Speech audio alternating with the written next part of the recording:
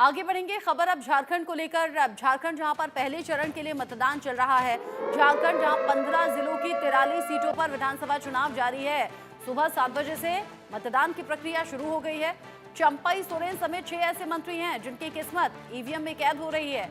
यहाँ 683 चुनावी मैदान में अपनी किस्मत आजमा रहे हैं, यानी कि 683 कैंडिडेट्स हैं जिनकी किस्मत का फैसला कर रहे हैं 1,37,00,000 से ज्यादा मतदाता।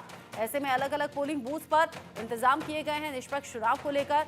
लोग सुबह सुबह पहुंच गए हैं मतदान केंद्रों पर। लंबी कतारें इस बात को बता रही हैं कि मजबूत लोकतंत्र की निशानी ये, जहां पर बुजुर्ग भी हैं, महिलाएं भी हैं, फर्स्ट टाइम वोटर्स भी हैं। प्रधानमंत्री ने भी सोशल मीडिया पर पोस्ट करके लोगों से ज्यादा संख्या में वोट करने की अपील भी की है। ऐसे में झारखंड जहां पर पोलिंग बूथ पर इंतजाम, वोटिंग को लेकर निष्पक्ष तरीके से वोटिंग हो, शांतिपूर्ण तरीके से वोटिंग हो, इसको लेकर इंतजाम किए गए हैं। और अब जो पोलिंग बूथ्स हैं वहां लंबी लंबी कतारें देखने को मिल रही हैं। दावा सबका अपना अपना है। ऐसे में इन सभी दावों और वादों के बीच में आम जनता तय करेगी कि आखिर सत्ता की चाबी किसे सौंपनी है। क्या कुछ कहता है वोटों को लेकर जातीय समीकरण, वो आप टेलीविजन स्क्रीन पर भी देख रहे हैं। वहां जातीय समीकरण को लेकर इक्वेशंस क्या बनते हैं, जहां पर एससी 12% रहते हैं। और ऐसे में जो पोलिंग बूथ है उसकी दूसरी तरफ तस्वीरें आप देखते भी चलिए। मुस्लिम यहाँ पर 14.53% हैं। पोलिंग बूथ पर किस तरीके से बलून्स लगाए गए हैं वो भी आप देख सकते हैं। जहां सजावट है सुरक्षा के साथ साथ ईसाई 4.30%। कुल आबादी जो है वो 3.30 करोड़ है, यानी कि 3,30,00,000 की आबादी यहाँ पर है। ऐसे में आज पहले चरण के लिए इन 43 सीटों पर 1,37,00,000 से ज्यादा मतदाता जो है वो 683 कैंडिडेट्स की किस्मत का फैसला कर रहे हैं। झारखंड जहां पर पहले चरण के लिए मतदान सुबह 7 बजे से जारी है, लेकिन जिस तरीके से अभी तक तस्वीरें सामने आ रही हैं उसको देखकर लग रहा है कि वोटिंग को लेकर अच्छा खासा रुझान आएगा सामने। और अच्छा खासा यहाँ लंबी लंबी तादाद भी दिख रही है, लंबी लंबी कतारें भी दिख रही हैं, यानी वोटिंग परसेंटेज अच्छा रहे इस बात की उम्मीद की जा सकती है। साथ ही साथ मेरे साथ में खास मेहमान भी जुड़ गए हैं। आज के इस फर्स्ट फेज के इलेक्शन को लेकर पॉलिटिकल पार्टीज क्या कह रही हैं, क्या दावा कर रही हैं, वो भी जानना समझना जरूरी है। इससे पहले चुनावी दौर में चुनावी प्रचार भी खूब हुआ है। अरविंद कुमार सिंह मेरे साथ में जुड़ गए हैं, बीजेपी के प्रवक्ता हैं। जेबा खान मेरे साथ में, कांग्रेस की प्रवक्ता। और अब साथ ही साथ अरविंद सिंह देवल जो कि जेएमएम के प्रवक्ता हैं, थोड़ी देर बाद मेरे साथ में जुड़ जाएंगे। AK मिश्रा जी मेरे साथ में हैं, वरिष्ठ पत्रकार के तौर पर। KK शर्मा भी मेरे साथ में जुड़े हुए हैं, राजनीतिक विश्लेषक के तौर पर। आप सभी का स्वागत इंडिया न्यूज पर। अब चूंकि आज झारखंड में पहले फेज को लेकर मतदान सुबह 7 बजे से चल रहा है और इस बीच अलग अलग तस्वीरें भी हम देख रहे हैं। अरविंद कुमार सिंह जी, बीजेपी क्या यहाँ सत्ता पलट पाएगी, यानी कि बाजी मार पाएगी क्या? क्योंकि जेएमएम तो कह रही है काम हमने इतने कर दिए हैं, कांग्रेस के दावे ऐसे हैं कि काम इतने कर दिए हैं कि जनता हमें उस काम का फल देने वाली है। निश्चित तौर पे काम तो की है। क्या काम की है आप समझ सकते हैं। चाहे वो जमीन घोटाला की है, भ्रष्टाचार में आकंठ लिप्त रहे हैं, आप खनिज घोटाला किए हैं, यही तो काम हुआ है। अगर काम होता तो वहाँ जनता का विकास होता, जनता का पर कैपिटा इनकम बढ़ता। देखिए अब ये सब चीज का दौर खत्म हो चुका है। अब झारखंड की जनता चाहती है कि अब रोजगार के जो अवसर है वो दिखे, लोगों को मिले, और मिलना शुरू हुआ था। और बीच में जो 5 साल सरकार रही वो किस तरह सिर्फ अपनी संपदा बढ़ाने और अपनी पार्टी को मजबूत करने के लिए वो लगी रही, ना कि झारखंड वासियों की भलाई के लिए। वहाँ की भोली भाली जनता है, आदिवासी बहुल क्षेत्र है, भोली भाली जनता है। वो जातिवाद और अन्य लोकल बाहरी इस तरह के कुछ कुछ नारे देकर वो भाग जाते हैं, जिसके चलते उनको कभी कभी सफलता मिल जाती है। लेकिन आज चुनाव हो रहे हैं और आप देख रहे होंगे कि जिस कदर मतदाता की भीड़ उमड़ रही है मतदान केंद्रों पर, निश्चित तौर से उन्होंने मन बना लिया है कि आने वाला सरकार जो होगा वो भारतीय जनता पार्टी एनडीए का होगा। और अब पुनः उनकी जो ख्वाब है वो नहीं रहेंगे, वो ख्वाब पूरे होने वाले नहीं है। देखिए वहाँ विकास की सरकार, डबल इंजन की सरकार चाहिए। केंद्र से जो इतनी सहायता मिल रही है, इतनी राशि झारखंड के लिए मिल रही है। आप समझिए कि जब बिहार और झारखंड एक था तो इतना समृद्ध था, और जो भी बिहार झारखंड की संयुक्त रूप से जो खनिज संपदा, कल कारखाने सभी झारखंड में चले गए, और फिर भी झारखंड की स्थिति बहुत सुधरी नहीं।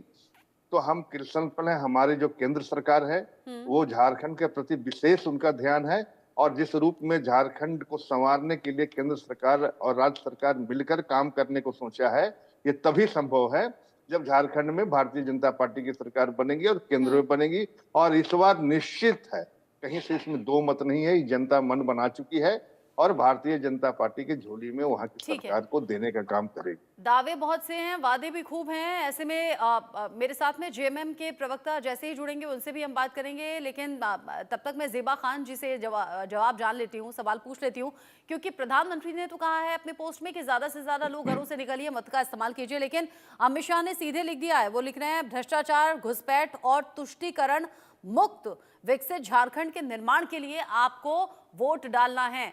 यानी कि ज़ेबा जी, ये सब चीजें झारखंड में है नहीं जो अमित शाह दावा कर रहे हैं कि बीजेपी को चुनेंगे तो हो जाएंगी। 2019 तक तो इन्हीं की सरकार थी ना, जब से झारखंड अलग हुआ। तो इन्होंने क्या कर दिया झारखंड के लिए ऐसा, और आज बता रहे हैं केंद्र में हमारी सरकार होगी, झारखंड में हमारी सरकार होगी, तब विकास होगा और युवाओं को रोजगार मिलेगा। तो बताइए ना, 2020 से 2000 से लेकर 2019 तक इन्होंने ऐसा कौन सा काम किया है जो अब आप 5 सालों में कर देंगे? सिर्फ सत्ता पाने के लोभी लोग हैं। झारखंड का पूरा शोषण कर दिया था इन 19 सालों में इन्होंने, और फिर से मलाई खाने के लिए परेशान है। और जब से कांग्रेस और जेएमएम की सरकार बनी, ये लगातार लीडर्स काम नहीं करने दिए। हेमंत सोरेन पर गलत तरीके से कार्रवाई की गई और रोका गया कि काम न किया जा सके, विकास नहीं किया जा सके, जेल और थाने और कोर्ट के चक्कर लगाते रहे। तो ये इनको जनता के काम से मतलब नहीं है, इन्हें सिर्फ सत्ता चाहिए। आप देखिए ना, पूरे देश में आज सिर्फ झारखंड एक एग्जाम्पल नहीं है, पूरे देश इसका एग्जाम्पल है कि सत्ता ही इन्हें चाहिए। इन्हें देश के युवाओं के भविष्य से, झारखंड के युवाओं के भविष्य से कोई मतलब नहीं है। भोले भाले आदिवासी हमारे जो लोग हैं उनसे कोई मतलब नहीं है, झारखंड की जनता से कोई मतलब नहीं है। इन्हें सिर्फ सत्ता चाहिए और झारखंड की खनिज संपदा चाहिए, ताकि ये अपने मित्रों को वो खनिज संपदा दे सके और सरकारें बनवा सके, खरीद फरोख्त कर सके। मणिपुर में इनकी सरकार नहीं है क्या, और केंद्र में सरकार नहीं है क्या? मैं एग्जाम्पल के लिए एक बात बता रही हूँ, मणिपुर का क्या हाल इन्होंने बना कर रखा है। ये हाल मणिपुर का है कि खुद वहां के लोग, मणिपुर के भाजपा के लीडर्स बोलते हैं, भाजपा के विधायक परेशान हैं। तो ये सब झूठी बातें और बहकाने वाली बातें आप मत कीजिए। इन्हें विकास से कोई मतलब नहीं है, इन्हें सत्ता चाहिए। झारखंड का शोषण आगे और कैसे कर सके, 19 सालों में तो इन्होंने किया, आगे और कैसे कर सके। अरविंद कुमार जी रिवर्ट करना चाहेंगे? सेकंड का एक सवाल पूछूंगा कि आप एक चीज बता दीजिए, जो झारखंड में एक एक सांसद के पास से 200 करोड़ 400 करोड़ बिस्तर के नीचे से मिला, इतने घोटाले की फहरिस्त हुई, ईडी और सीबीआई लोकल एजेंसी जांच कर रही है, तो इसे क्या रोक दिया जाए? नहीं, बता दें। नहीं, आप आरोप प्रत्यारोप से क्या झारखंड का विकास हो जाएगा? अगर आप चाहते हैं कि आपको मुक्त कर दिया जाए? जितनी सारी नहीं, आप बताएं, आप कांग्रेस के साथ, किस कांग्रेस के साथ, एक सवाल मेरा सुन ले, किस कांग्रेस के साथ आप समझौता करके चल रहे हैं? उसी कांग्रेस के साथ ना, जो आज जब मोदी सरकार ने जम्मू कश्मीर में धारा 370 हटाई, तो पहली जब वहां विधानसभा लगी और बैठक लगी तो धारा 370 बहाल, उस कांग्रेस के साथ आप चल रहे हैं, जिस कांग्रेस ने इस देश को लूटा है। अगर यही थी तो आज ये नौबत नहीं आती कि गरीबी रहती और गरीबी दूर करना। 70 वर्षों तक मुझे लगा था कि जम्मू कश्मीर का जिक्र आप नहीं करेंगे, उनके साथ समझौता करके चल रहे हैं। मुख्यमंत्री तो आज 70 साल में उन्होंने क्या किया कि जम्मू कश्मीर की जनता ने ये बता दिया कि 2019 में 370 को लेकर जो फैसला हुआ है वो जनता को पसंद नहीं आया। मुख्यमंत्री उमर अब्दुल्ला ये दावा करते हैं कि इसीलिए वोट हमारे फेवर में आया और सरकार हमारी बनी। तो मुझे लग रहा था कि जम्मू कश्मीर का जिक्र शायद आप नहीं करेंगे। ठीक है, अब और भी मेहमान मेरे साथ में हैं, मैं उनका रुख कर लेती हूँ। ठीक है, ठीक है, AK शर्मा जी मेरे मैं साथ ये में, बोलना AK मिश्रा चाहती जी हूँ। मेरे साथ में हैं और साथ ही साथ KK शर्मा जी मेरे साथ में हैं। AK मिश्रा जी, सुबह से चूंकि हम झारखंड पर बात कर रहे हैं, वहां जो डेमोग्राफिकल चेंज आया है उसको लेकर JMM और कांग्रेस ये कहती हुई नजर आई कि भाई सीमा सुरक्षा का जिम्मा किसका है। केंद्र सरकार तो सीधे सीधे यहाँ पर जवाब दे है, उल्टा वो हम पर सवाल कर रही है। बीजेपी कहने लगी कि ये तो झारखंड और पश्चिम बंगाल की सरकार ने मिलजुल कर किया है, इसीलिए घुसपैठिए यहाँ पर आ भी गए और बस भी गए। ये मुद्दा मैंने इसलिए उठाया क्योंकि इन चुनावों में ये भी बड़े मुद्दों में से एक है। अब आपको क्या लग रहा है, जनता किसके वादों पर यकीन कर रही है? बिल्कुल मैम, देखिए, एक तो मेरी शुभकामनाएं सभी पार्टियों को है। आप लोग चुनाव लड़िए और जीतिए, कांग्रेस, JMM, बीजेपी वगैरह। सबसे बड़ी बात क्या है ना, जो लोग ये बोल रहे हैं कि जी हमने काम किया है, JMM वगैरह जो बोल रहे हैं हमने बहुत काम किया है, तो अखिलेश यादव के उस नारे और वादे को याद करिए, काम बोलता है। बीजेपी ने एक बड़ा खूबसूरत काम किया है। झारखंड स्पेशली वामपंथी कांग्रेसी नक्सलाइट जो विचारधारा होती थी ना, उसका गढ़ होता था और वो जमाना था जब बीजेपी के लिए मुश्किलें होती थी।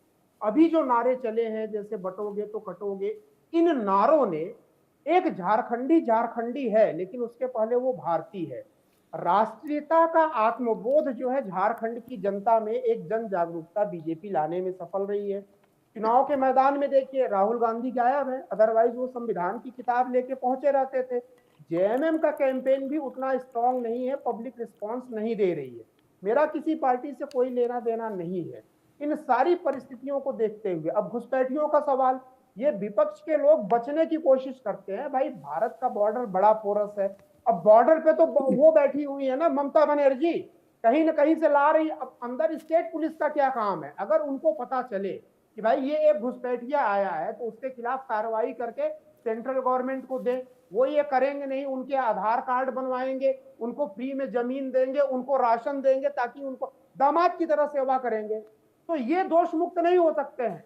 एक बार घुसपैठ हो गई, उससे ज्यादा दोषी स्टेट की सरकार है जो उनका पालन पोषण करती है, वित्तीय सहायता देती है और खाने पीने के लिए देती है, जबकि उनको पकड़ के जेल में डालना चाहिए। ये सारी चीजें देखिए, आदिवासी जनता को जब तक ये लोग गुमराह करते थे, 70 साल तक तो गुमराह करते रहे, बिजली नहीं आनी चाहिए जी, रोड नहीं बनना चाहिए, ये सारी इन्हीं लोगों की NGO के साथ मिलकर नारेबाजी होती थी ना। झारखंडी जनता को, आदिवासियों को पहली बार बीजेपी सक्सेसफुली राष्ट्रवाद का आत्मबोध कराने में सफल रही है और यही कारण है कि भीड़ दिख रही है, भीड़ दिख रही है। अदरवाइज ये JMM वगैरह ये सब तो बिना कैंपेन किए हुए जीतते थे, उन इमोशनल मुद्दों पे बरगला करके, बहका करके कि हम भी झारखंडी, हम भी आदिवासी, तुम भी अब ये आदिवासी होके जो नोट वगैरह भ्रष्टाचार वगैरह में जो लिप्त थे, इसने भी एक बड़ा निगेटिव इम्पैक्ट डाला है। अभी देखिए JMM में कितनी फूट हुई, सीता सोरेन वगैरह ये सारी चीजें प्रॉब्लम्स चली थी। कहीं ना कहीं ये विश्वास, जनता के विश्वास को कमजोर करती है। विपक्ष मुझे कमजोर स्थिति में लग रहा है।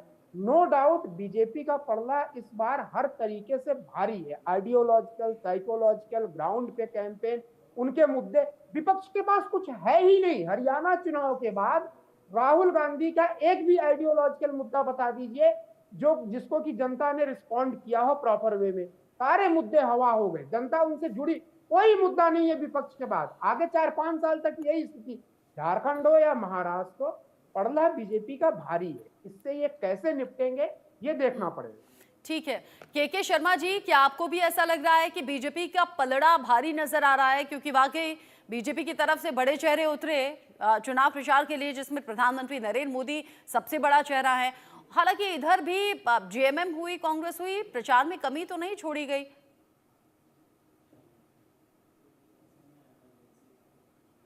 KK शर्मा जी, अनम्यूट कीजिए पहले खुद को।